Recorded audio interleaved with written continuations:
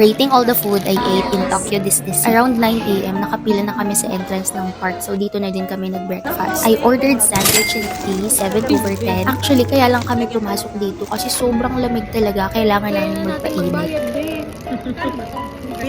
For lunch, dito kami napadpad sa New York Delicates. I ordered this Mile High Deli Snack for 1,630 yen. Sulit to. And masarap siya ha. I'll give you a tour of this Mile High Deli Snack. Meron siyang strawberry, shrimp, and parang meat sa baba. Medyo weird siya kasi strawberry malamig, mas mainit yung tinapay. But pag kinain mo na siya as a whole, masarap siya. Even the fries, masarap din. Yung orange juice drink, masarap din siya. 8/10 tong Mile High Deli Snack. Parang normal lang. TikTok made us try these little green dumplings. Dessert namin siya for dinner. Dito kami sa